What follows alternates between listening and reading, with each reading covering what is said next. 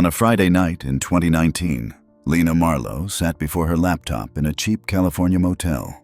She adjusted the webcam, spoke to a few thousand strangers, and laughed at a line of comments scrolling faster than she could read. At 9:15 p.m., the connection shuddered. The feed cut to static, then silence. Viewers flooded the chat with questions, convinced it was a prank. By morning, her room was empty, bed sheets twisted, laptop stripped of its drive. Police reports faded into a stack of unanswered calls. Years later, an anonymous package arrived.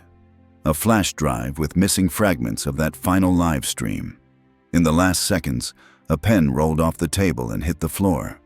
No one ever explained what came after. Before we begin, tell us where you're watching from today. And if you want more stories like this, don't forget to subscribe. The motel looked like a relic from another decade. It sat low against the California night, its walls painted in a color that had once been bright but now carried only dust and age. The neon sign buzzed in a steady pulse, casting a red halo onto the gravel lot. The letters were incomplete, half of the word vacancy missing, the rest twitching under the hum of electricity. On the second floor, the curtains of room 214 glowed with the blue haze of a screen. Inside, Lena Marlowe sat at the small desk pressed against the wall. She was 23, known to thousands of strangers who tuned in nightly. The motel decor was nothing but beige carpet, a sagging mattress, and the scent of cleaning chemicals. But to her audience, it became a stage. She adjusted the angle of the webcam, leaning close until her face filled the frame. The light caught the shimmer of gloss on her lips. A stream of comments rolled up the screen. Inside jokes, hearts, small bursts of money pledged by viewers. She greeted them by username, smiling at some, laughing at others. A plastic motel pen rested on the notepad beside her laptop. She tapped it twice against the paper, a small, nervous habit that her audience had seen many times before. The camera caught the brief shine of the pen's clip as it turned in her fingers. It was 9:15 p.m. Lena answered questions about where she was heading next. She teased about the motel wallpaper behind her, said it looked like something pulled from the 1970s. The chat filled with emojis. The air conditioner rattled in the corner, and the curtain shifted in the artificial breeze. Then the picture stuttered. For 1 second, Lena's smile froze into a smear of pixels. The sound clipped into static.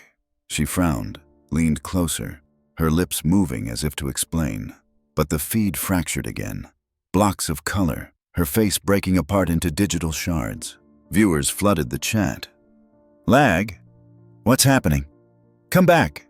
Messages stacked faster than anyone could read. At that same moment, Arthur Klein, the motel manager, passed room 214. He would later remember hearing something inside, a sharp sound, like furniture scraping. Through the thin curtain, he thought he saw a light flash once, narrow and quick, like a flashlight beam. But when he stopped and looked again, the room was quiet, the glow of the laptop steady. He kept walking. Back on the stream, Lena's image warped a final time.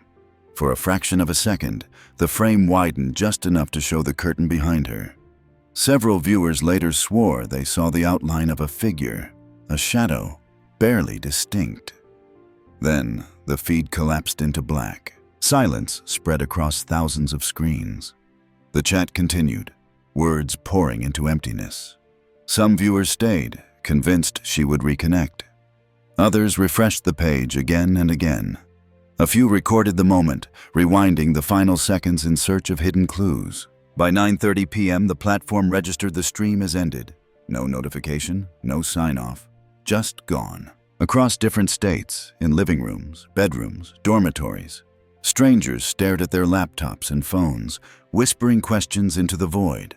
Was it a stunt? A technical failure? Or something else? One clip began to circulate within hours. It froze the last clear frame of Lena at her desk. On the right edge of the shot, barely visible, the motel pen sat angled across the notepad. Some claimed it shifted between frames. Others insisted it rolled slightly before the stream cut. Grainy, ordinary, meaningless. Yet it became the artifact people clung to, replaying it as if it held the answer. By morning, the motel room stood empty. The bed was rumpled, a pillow on the floor. The laptop remained on the desk, screen dark, its hard drive removed with care. Clothes hung in the closet, suitcase half-zipped. No sign of struggle beyond the restless sheets. The notepad still lay on the desk, pages blank, but the pen was gone. Detectives arrived later, methodical, but their report captured only the surface. A missing woman, an interrupted live stream, belongings abandoned. It was the online audience that carried the first wave of panic. Forums bloomed overnight, threads stacked with speculation, timestamps, screenshots. Arguments formed over the shadow on the curtain, the sudden cut, the missing pen. Some insisted they heard something in the audio, footsteps, a voice, or a faint click. Others said it was nothing more than static. But those who had watched live could not shake the silence. A girl mid-sentence, her face filling the frame, and then absence. In a world that leaves endless traces, likes, posts, data logs, her trail ended with a freeze frame and a blackout. The first official missing person call came not from family, but from a viewer. What began as entertainment had turned into evidence, and in the background of it all, ordinary, disposable, easily overlooked, was a motel pen. By dawn, the motel was quieter than it had been in months. Guests wheeled suitcases across the lot, shielding their eyes from the rising sun, while Arthur Klein stood at the front desk with a clipboard trembling in his hands. At 7 a.m., he used the master key and pushed open the door to room 240. The air inside was stale, heavy with the chemical tang of disinfectant. The bedsheet was twisted halfway off the mattress, one pillow on the floor as if dropped in haste. The lamp by the bed still glowed faintly. Clothes were neatly folded in the suitcase. Toiletries lined the bathroom counter, and a pair of sandals waited by the door. Nothing suggested a planned departure, yet Lena Marlowe was gone. On the desk sat her laptop, the same machine that had streamed her every word hours earlier. Its screen was dark, the back casing marked by fresh scratches. When officers later opened it, they discovered the hard drive had been removed with care, leaving only the hollow shell behind. Arthur's eyes fell next on the motel's stationery. The pad of paper lay untouched, its logo stamped in the corner. But the pen that always accompanied it was missing, a detail so ordinary it might have been ignored, if not for the unease already clinging to the room. Detective Raymond Cortez arrived just after 9 a.m. Broad-shouldered, measured in his movements, he crossed the room slowly, his gaze running along the carpet, the bed, the closet doors. He paused at the desk. Picking up the top page of the notepad, he lifted it to the window. At first, the sheet looked blank. Then faint grooves appeared where a hand had pressed against the paper. 3 letters surfaced, an S, an O, and something between a C and an E. The shapes were uneven, scrawled hard enough to leave their shadow, but not their ink. Cortez slid the page into an evidence sleeve without a word. The hallway produced fragments of memory. A woman next door said she had heard a thump around 9:20 p.m., though she couldn't be certain of the time. Another guest recalled voices, muffled, indistinct, maybe from the television. None of them had seen Lena leave. Online, the story spread with the speed of fire. By noon, forums filled with threads of speculation. Strangers replayed the final seconds of the live stream, magnifying the moment when the pen seemed to shift on her desk, arguing over whether a second shadow brushed against the curtain. At the station, Cortez recorded his observations in clipped sentences. He noted the abandoned laptop, the missing drive, the notepad etched with ghost letters, the absence of any forced entry, and the small but nagging detail of a pen that should have been there but wasn't. He left a line open in his notes for the unidentified smudge lifted from the laptop casing, too partial to identify, but not belonging to Lena. That night, Arthur returned to his routine, cleaning other rooms, collecting used towels. When he paused at the open doorway of 214, he felt the silence pressing back at him. The air conditioner rattled, but the room seemed emptied of life, stripped to its surfaces. On the desk, the notepad sat bare, its faint indentations catching the light at an angle. the ghost of letters that no longer formed a word. The memory of that flash of light across the curtain returned to him. The single beam, like a flashlight. There 1 second and gone the next. He had not written it into any report. He told himself it was nothing. But the silence in that room, he thought, felt heavier than any noise. The white paper carried letters like bruises beneath the surface. Detective Cortez spent the following morning circling back through the motel. He wanted every guest who had been in the building at the time of Lena Marlowe's disappearance to speak on record. Some were already gone. Their cars pulled onto the interstate before sunrise, but a few lingered long enough to offer fragments. One man remembered a knock against the wall, sharp enough to make his head lift from the pillow. A woman described hearing hurried footsteps on the stairwell, though she admitted she couldn't be sure whether they came from inside or out. Most accounts blurred into ordinary hotel noise, the churn of air conditioners, televisions left too loud, the squeak of carts pushed by staff. Nothing pointed directly to Lena. Then there was Veronica Shaw. She wasn't a motel guest, but she had driven in that morning, pale with worry. Veronica had been one of Lena's earliest online friends, someone who had followed her streams for years. She held up her phone to Cortez, showing a video she had saved before the feed was taken down. The platform had already scrubbed the recording from its servers, citing user request, but Veronica had copied it. The clip ran less than 20 seconds. Lena leaned toward the camera, smiling, lips moving. Behind her, the curtain shifted slightly. Then the image fractured into squares. The sound collapsed into static, and the feed ended. Veronica tapped pause on the final frame. She pinched the screen to enlarge the shot until the pixels blurred. "There," she whispered. Cortez leaned closer. On the desk, beside the laptop, lay the plastic Motel pen. It was angled differently than in earlier frames. At the very edge of the shot, the reflection on the window showed what might have been movement. A blurred form crossing behind the curtain. Veronica said she had been in the chat when it happened. She described the panic, the flood of questions from viewers who stayed online for hours afterward, refusing to believe the stream had truly ended. "She would have told us," she insisted. "Lena never just disappeared." Cortez accepted the phone, noting the timestamp burned into the file's metadata. 9:15 p.m., precisely the moment Arthur Klein had placed himself in the hallway. He asked Veronica to forward the clip and to send him anything else she had saved. She nodded, hands shaking, then pulled from her bag a crumpled napkin. Wrapped inside was another pen, identical to the one missing from room 214. "I took it from the desk when they let me in this morning," she confessed. "I didn't know if it mattered, but she touched it. I wanted to keep something." Cortez stared at the cheap piece of plastic. It was the kind of pen most people would discard without thought. Yet here it was, pressed into evidence by grief and desperation. When he returned to the station, he logged the phone clip, making note of the inconsistencies. The live stream hadn't ended from a platform error. It had been cut directly from the device. Whoever was in that room had shut it down from within. In his report, Cortez kept his sentences spare.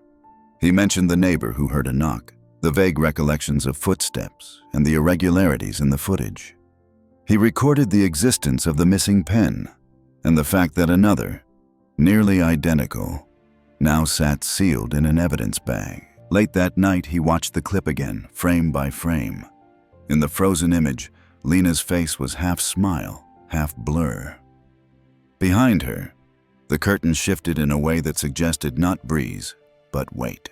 The reflection remained uncertain. It could have been anything: a trick of light, a fold in fabric, or someone standing just out of sight. The last image showed a face half-formed in digital blur. The search widened. Cortez requested the motel's surveillance tapes, hoping the blank spaces of Lena Marlowe's final night could be filled by the silent eyes of the cameras. Arthur Klein led him to the office, where a small bank of monitors sat stacked above the counter, each one flickering in grainy monochrome. At first, the recordings looked routine. Guests carried luggage across the lot. Cars pulled in and out. The night clerk fetched towels for a family arriving late. Then, as the clock ticked toward 10 p.m., the feed stuttered. The hallway camera outside room 214 froze, flickered once, and returned with a 2-minute gap. When the recording resumed, the corridor was empty. Cortez leaned close to the screen. The gap had been deliberate. Log files later showed the system had been accessed at 9:58 p.m., just minutes after the live stream cut. Whoever tampered with the system had erased a precise window, not before, not after, just the stretch when Lena might have walked out. Eli Barnes, the motel's part-time maintenance man, confirmed he had performed a routine check the week before.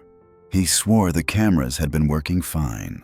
The logbook, however, told another story. A single-line entry written in a different hand marked the night of Lena's disappearance. It read simply, "System refresh end." Cortez turned the page and saw Arthur's signature above previous entries, neat and deliberate. The line beneath was hurried, almost scrawled. He didn't say anything aloud, but he folded the page carefully into an evidence sleeve. Meanwhile, online speculation spun faster. Amateur sleuths dissected the missing footage, overlaying timestamps and debating whether the cameras had been disabled remotely. A clip circulated claiming Lena had been spotted leaving the building at 10 p.m. The source was a username with no history, no face, and no trace beyond that single post. Cortez drove back to the motel that evening, parking beneath the buzz of the sign. He walked the length of the second-floor corridor, pausing outside room 214. He imagined the missing minutes. Lena stepping into the hallway, the pen tucked behind her ear like he had seen in the screenshots. Her figure vanishing down the stairwell while the cameras blinked to black. In the office, Arthur avoided his eyes. The manager shuffled papers, insisting he hadn't touched the system. Cortez let him talk, noting the tremor in his voice. He asked to see the spare keys for the rooms. Arthur produced a box, jangling with duplicates, each tagged with a plastic fob. The one for 214 was missing. When Cortez asked why, Arthur's answer was immediate. "It broke last month. I threw it out." His gaze, however, flicked briefly toward the trash bin beside the counter. The detective wrote his report late into the night. He described the blank span in the surveillance, the questionable log entry, the missing spare key. He noted that Lena's belongings were still untouched in the room, her suitcase half-zipped, her toiletries aligned. But the trace of her walk down that hallway had been cut away with precision. By then, Veronica had called again. She said she remembered something from the stream, something small. Lena had reached up once during the broadcast, lifting her hair, and for a second a pen was tucked behind her ear. Veronica swore it was the Motel pen, the same model she had taken from the room. Cortez stared at the report on his desk. The details were fragile, scattered, barely holding together. But he kept writing, pushing them into the record. The surveillance feed returned blank. The corridor erased like a page torn out. Detective Cortez drove north to Fresno the following week, his car rattling over miles of dry farmland before reaching a modest one-story house with faded shutters. Thomas and Mary Marlowe met him at the door. They looked older than their years, as though worry had etched itself into their skin long before Lena vanished. Inside, the air smelled faintly of coffee gone cold. Photographs lined the mantel. Lena, as a child, holding a birthday cake. Lena, at graduation, in a cap tilted slightly askew. Cortez noticed that the later years were missing. No framed pictures of her in her 20s. No sign of the life she had built online. Mary poured coffee but didn't drink. Her hands trembled as she set the cups on the table. Thomas spoke first. He explained that they had not understood Lena's world. The endless streaming, the strangers who called her by name, the way she traveled alone from city to city. "She never told us when she left," he said quietly. "We found out from her posts like everyone else." Cortez asked about the days leading up to her disappearance. They had last spoken to her 2 weeks earlier, a rushed phone call. Lena had promised to visit soon. Nothing in her voice suggested fear. Mary stood then, moving to a cabinet. She brought out a small box and placed it on the table. Inside were belongings Lena had left behind. Notebooks filled with half-finished sketches, a cheap silver bracelet, and a pen snapped in two. It was the same type given away in motels across the state, stamped with a corporate logo. One half of the barrel bore a smear of red nail polish, the color Lena had been wearing in the live stream. "She broke it last Christmas," Mary explained. "She was nervous, clicking it again and again until it snapped." Cortez studied the fragments. The plastic edges were jagged, the ink cartridge exposed. He slid the pieces into a clear bag, sealing it carefully. Back at the station, he compared the broken pen to Veronica's souvenir. Identical. Disposable objects, worth nothing, yet now binding the case together in uneasy repetition. Meanwhile, the online storm continued. Threads spread with rumors that Lena had staged her disappearance for attention. Others speculated she had been taken by someone who watched her streams too closely. Her parents avoided the internet entirely. Mary admitted she couldn't bear to see strangers dissecting her daughter's final minutes. That night, Cortez returned to the motel files. He reread the note about the notepad indentations. 3 letters pressed into paper, unfinished. He considered the pen snapped in 2, the other pen carried away by Veronica, the one possibly tucked behind Lena's ear in the blurred footage. Too many fragments, none complete. The sound of the stream echoed in his head. Static, silence, then nothing. He closed his notebook, the evidence bag with the broken pen lying across its cover. For the first time, he wondered if Lena had left a trail not in words, but in ordinary objects, scattered deliberately or by chance. At her parents' house, the broken pen remained vivid in Mary's memory. She kept replaying the night before Christmas when Lena had sat at the kitchen table, laughing at nothing in particular, snapping the pen in half. Mary had scolded her gently, told her she should take better care of things. Lena had shrugged, tossing the pieces aside as though they meant nothing. Now those pieces were all that remained. The photograph slipped from the mantel, glass shattering across Lena's smile. The motel room was supposed to be sterile, turned over daily by staff. Yet a week after Lena's disappearance, a housekeeper found something missed. She had bent to sweep beneath the bed frame when her broom struck against plastic. Reaching down, she pulled out a phone. It was Lena's. The device had been stripped of its case, left scuffed and dusty. The SIM card tray was empty, but the battery still held charge. When powered on, the screen glowed, asking for a passcode. Detectives sent it to the lab, where technicians forced their way past the lock. Most of the data had been wiped. Yet in the drafts folder of the messaging app, one unsent line remained. "They found me." The timestamp read 9:22 p.m., less than 10 minutes after the live stream froze. The words were stark, pressed into the silence of the missing data. There was no recipient listed, no phone number attached. It was as if Lena had begun to send a cry for help and never finished. Detective Cortez stared at the phrase until it blurred. He felt the weight of the words more than their meaning. Short, unfinished, written fast, as though she had been interrupted. The housekeeper who found the phone swore she had cleaned the room twice already since the disappearance. She insisted nothing had been there before.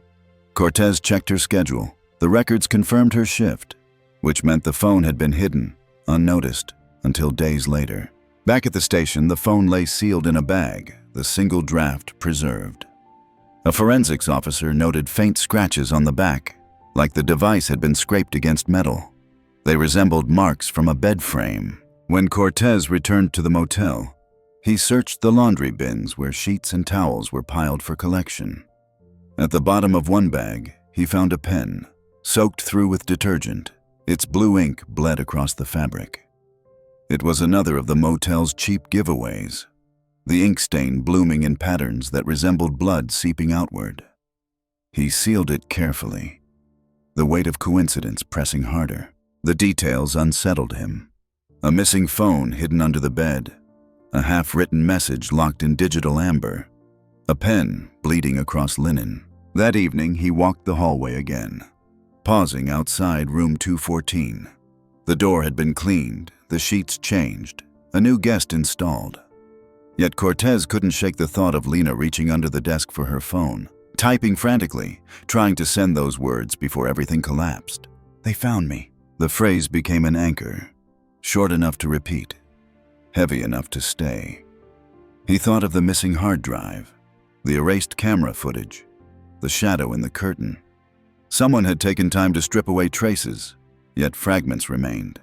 Letters in paper, scratches on plastic, ink bleeding where it shouldn't. Outside, the neon sign buzzed against the night, flickering like a failing signal. The red ink stain spread across linen like a wound refusing to close. Dylan Keats first entered the case by accident. A freelance journalist with no steady assignments, he had spent months trawling through forgotten stories, searching for patterns others ignored. The sudden silence of Lena Marlowe's live stream drew him in, not because of the headlines, but because of what was missing. He noticed that reports repeated the same thin details, never expanding, as if official statements had already hardened into silence. He booked a night at the same motel. The room was freshly painted, the curtains replaced, the desk polished clean. But he could still feel the echo of the night she vanished. Sitting where Lena once sat, Dylan opened his laptop and began a catalog of everything he could find. Clips from viewers, posts from forums, screenshots of frames already blurred beyond recognition. The longer he scrolled, the more gaps appeared. Dozens of Lena's emails had been wiped from her public archive. He filed requests with the platform, expecting rejection. To his surprise, a glitch in the company's backup system left traces behind, header data that should have been purged. From those fragments, Dylan saw a string of connections. Messages Lena had exchanged with someone using an IP address in San Jose. The dates matched the week of her disappearance. He visited the library that night, pulling records through public terminals. The address belonged to a co-working space in the downtown district. Whoever she had been speaking to had routed messages through its network. But what unsettled Dylan most came not from the servers, but from the motel itself. Arthur Klein, the manager, mentioned a box of lost and found items stored near the office. Dylan asked to see it. The box held the usual assortment of chargers, sunglasses, and forgotten toys. At the bottom, he spotted a pen, identical to the one missing from room 214. Its clip bore small dents, as if someone had bitten down on it during thought. He turned it over in his hand. The plastic felt cheap, fragile. Yet the object carried the weight of repetition, resurfacing again and again, as though marking each stage of her absence. Back in his rented room, Dylan added the discovery to his notes. Laptop stripped, notepad etched with letters, phone hidden under the bed, email headers pointing south, and always, the pen, appearing where it shouldn't, too ordinary to ignore. The next day, he contacted Detective Cortez, offering what he had found. The detective listened politely, but his voice held distance. The case, he reminded Dylan, was still open, but cold. Resources were thin. Leads had stalled. So Dylan carried on alone. He mapped the timeline, aligning the erased surveillance with the livestream cut and the timestamp on the unsent text. The windows overlapped almost perfectly. It suggested intention, not accident. Late one evening, Dylan replayed the saved footage Veronica had shared. He slowed the frames until each second became a series of stills. In one, Lena lifted her hand to adjust her hair. Tucked behind her ear, barely visible, was the unmistakable curve of a motel pen. The detail froze him. An object meant to be discarded had become the only thread binding time, place, and person together. The email trail ended with numbers repeating without meaning. The co-working space in San Jose stood inside a glass front building, bright banners fluttering above the doors, promising creativity and community. Dylan Keats arrived on a weekday afternoon, blending with students and freelancers tapping away at laptops. The receptionist barely looked up as he signed in with a day pass. Inside, the space was open and polished, with clusters of desks, exposed brick walls, and chalkboards scribbled with startup slogans. Yet Dylan wasn't here for atmosphere. He wanted the router logs, the records of connections that had pulsed through the network the week Lena vanished. He spoke with a young attendant, showing the IP header printouts he had recovered. She frowned, then admitted she remembered a man renting a small private office around that time. He was younger than most, tall, often kept the blinds drawn. He paid in cash and left no forwarding address. The memory wasn't precise, but it was enough to widen the outline of a shadow. Dylan asked about records. She guided him to a communal printer tucked in the corner, where old trays of scrap paper still waited for recycling. Rummaging through, Dylan found a single sheet out of place. It bore faint text, half a motel receipt, the logo visible at the top. Someone had printed it weeks before and left it behind. The ink had smeared, but the date aligned with the night Lena's stream ended. He held the page carefully, heart quickening. That evening, he returned to his rented room and spread out his findings. Screenshots, receipts, timelines. He sketched a line between Lena's motel in California and the co-working space in San Jose. Whoever erased her trail had carried fragments with them, leaving this receipt like a ghost. Late into the night, Dylan opened one of Lena's notebooks, files her parents had lent him. On the final page, she had drawn a hurried sketch, an outline of her motel desk. The laptop was scribbled in, the curtain behind, and beside them, a single pen. The lines wavered, as though drawn while distracted or afraid. He stared at the sketch, then at the actual pen he had found in the lost and found box. The objects echoed each other, one physical, one drawn, both meaningless until placed in sequence. He thought of the indentations on the notepad in room 214, letters pressed without ink. Lena had always left traces in fragments, an unfinished word, a broken pen, a sketch that seemed more warning than doodle. The following day, Dylan tried to track the man described by the co-working attendant. There were no rental forms, no ID records, just the memory of cash slid across a counter and a closed door. Still, the receipt remained, its ink blurred but legible enough to tie back to the motel. Proof, however fragile, that Lena's disappearance was not confined to a single room. It had already stretched outward, linking places and people who preferred to remain unrecorded. He slipped the page into a folder, the edges sharp against his fingers. The notebook page ended with a sketch, a pen floating alone. Dylan's inbox filled with messages from strangers the moment he posted a brief article about the missing surveillance footage. Most of them were theories, wild or desperate, but one stood out. The sender used the handle Mirasol. Her note was short. She told me about someone watching her. Check the old messages. When Dylan reached out, Mirasol explained she had been part of Lena's online circle. They spoke often in private chats, trading stories late at night. A few weeks before the disappearance, Lena had confided that a man was sending her threats, lines about knowing where she stayed, about waiting outside.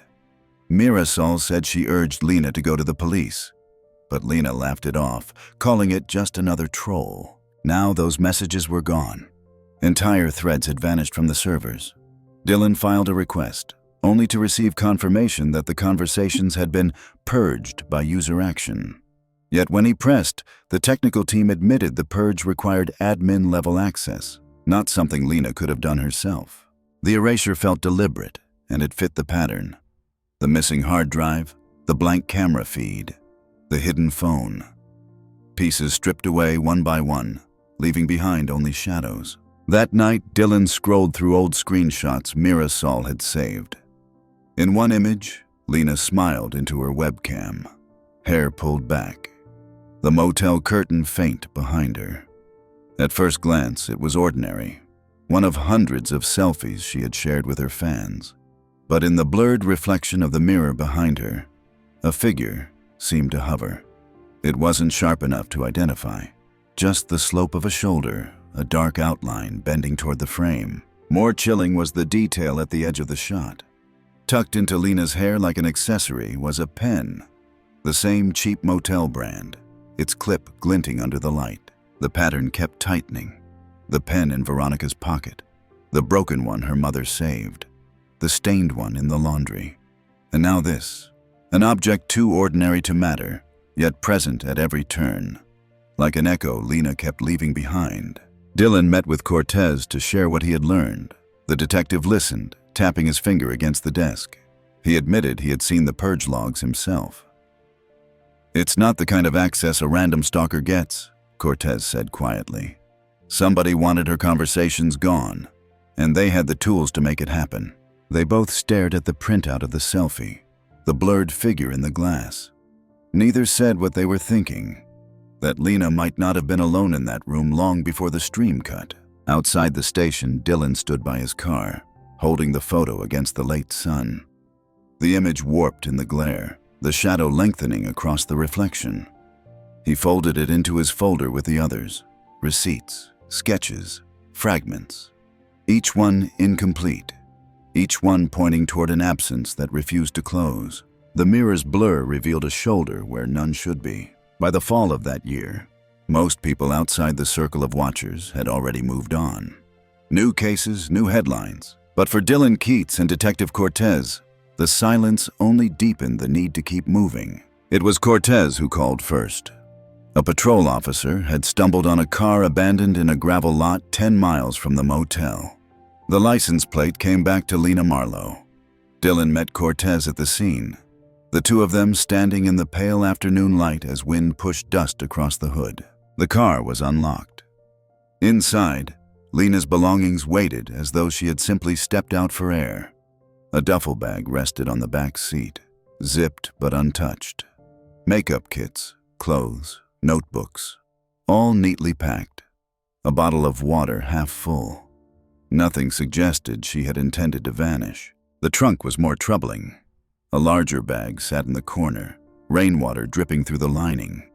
Its contents were intact, but when Cortez checked for prints, he found the surfaces slick and faintly chemical. Someone had wiped them down with solvent. Even the steering wheel showed only smears. No clear ridges left behind. The act of erasure was meticulous. On the ground near the rear wheel, Dylan crouched to study the soil. Moist earth clung to the tire tread, darker than the gravel lot. It carried the look of someplace else. Mud brought in, not formed here. The imprint was sharp enough to show the grooves, yet no one had taken a cast. Cortez marked it in his notebook, but the opportunity was already slipping. As they worked, the wind flipped open the flap of Lena's duffel bag. Inside lay another pen. The motel's brand, its logo already faded. The barrel was warped from exposure to water, and blue ink had seeped across the lining of the bag, staining her notebook. The writing on the first few pages blurred into a wash of color. Dylan lifted the object gently. He was no longer surprised at its appearance. The pen had become a thread tying every stage of the investigation together, surfacing where it had no reason to be. He slipped it into an evidence sleeve while Cortez watched silently. Later, at the station, they pieced the fragments together. The car left with belongings intact. Surfaces scrubbed clean. Mud from an unidentified site. A pen bleeding ink across her pages. It looked less like abandonment and more like staging, a vehicle positioned to mislead. That night, Dylan returned to his notes. He pinned the evidence across his wall. The broken pen from her mother. The pen Veronica had taken. The stained one from the laundry. And now the warped barrel from her duffel. Each object was disposable. Yet together, they formed a constellation more stubborn than data. He traced lines between them, marking where each had been found. The map resembled a pattern he couldn't name. Meanwhile, the online forum swirled with new energy. Someone claimed to have seen Lena near the bus terminal. Another insisted she had fled voluntarily. Dylan ignored the noise, focusing instead on the silent weight of the objects she had left behind. Cortez filed his report with careful detachment, but in the margin, he wrote one uncharacteristic line. The car feels like a message, not a clue. The tire grooves held mud from a place no one had found. 2 years passed. The case thinned into whispers, reduced to a shelf in the evidence room and occasional flare-ups on forgotten message boards. Then, in the spring of 2021, a padded envelope arrived at Dylan Keats's apartment with no return address. Inside was a plain USB drive, unmarked except for a scratch running diagonally across the casing. He hesitated before inserting it into his laptop.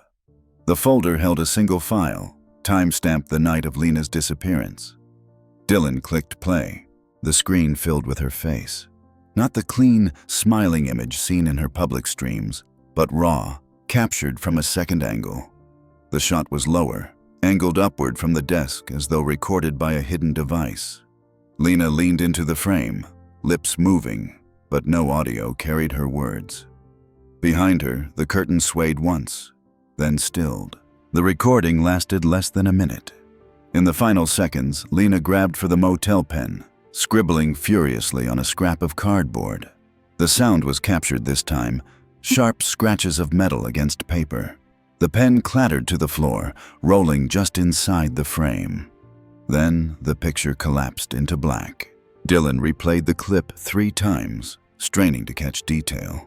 Her hand moved fast, the strokes jagged. He could not read the letters, but the movement carried urgency, as if every mark had been carved against time. The scraping sound continued even after the screen went dark, as though the pen were still in motion somewhere beyond the frame. He sat back, cold settling in his chest. Whoever sent the envelope had chosen him, not the police, not the family. It was both gift and warning. When Dylan finally handed the drive to Cortez, the detective said little. The file was copied, sealed, and logged. But a week later, Dylan requested to see the official report. The entry was brief. Received anonymous media. Content inconclusive. Case status unchanged. Nothing more. It was as if the footage had been swallowed whole, folded into silence. Dylan kept a copy hidden, watching it late at night when doubt pressed hardest. Each time the same sequence haunted him. Lena bending forward, her hand gripping the pen, the cardboard filling with unseen words. He froze the frame where the pen slipped from her fingers and fell, the plastic glinting once before striking the floor. On his desk lay another pen from the chain, collected months earlier. He placed it beside the screen, the 2 objects echoing one another across time. The unanswered question was no longer where Lena had gone, but why someone wanted her trail to survive only in fragments. The screen fell to black, yet the sound of writing kept going. By the winter of 2021, Dylan Keats understood what it meant for a case to go cold. The evidence room swallowed new material like sand, burying it beneath bureaucratic notes and seals. When he asked Cortez about the anonymous USB, the detective only shook his head. "Insufficient grounds," he said. "We can't build on fragments." The file was logged, the drive stored, and the door closed behind it. Lena Marlowe's parents organized a memorial service in Fresno that December. The church pews were half filled, mostly with neighbors and extended family. A framed photograph of Lena rested on a table near the altar, her smile caught mid-laugh.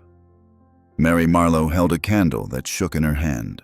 Thomas stood beside her, lips pressed tight, saying nothing. Reporters never came. The online communities had long since moved on. But Dylan sat in the back pew, taking notes that he knew would never reach print. He wrote about the silences in the room, the way the photograph caught every eye, the way absence filled the spaces where words should have been. Later that evening, Dylan returned to his apartment. On his desk, he had arranged the objects that had come into his possession. The lost and found pen, the stained pen from the laundry, the broken one from Lena's mother, and the warped barrel from her duffel. 4 pieces of plastic, each different, each carrying ink or absence, all identical in origin.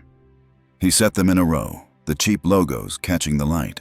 The pens had no meaning on their own, but together they marked the outline of a story erased by larger hands. A laptop stripped of its drive, surveillance erased, messages purged, evidence stored but never followed. And at the center, a girl who disappeared mid-sentence, her final word cut off by silence. Dylan opened his notebook and wrote a single line. "Objects outlast witnesses." He placed the pens on top of the page and left them there, their shadows stretching long across the desk. Weeks later, he requested to review the case file one last time. The clerk returned with a folder thinner than he remembered. Several entries had been redacted, whole pages marked as lost data. At the bottom of the inventory list, a small note had been added in neat type. Exhibit 14, pen, Motel issue, missing from file. The pen he had once turned over was gone from the record. In the end, there was no trial, no resolution. The file closed under the weight of unanswered questions. The only trace left lay in ordinary objects, plastic barrels that passed from hand to hand, carrying ink that bled and faded but never disappeared entirely. On his desk, Dylan kept one pen separate from the rest. He didn't know if it had touched Lena's hand or if it had been left by a stranger. He only knew it was the last object that had crossed the threshold between evidence and memory. It sat beneath the lamp, still waiting. The pen lay motionless, as if waiting for a hand to finish the line.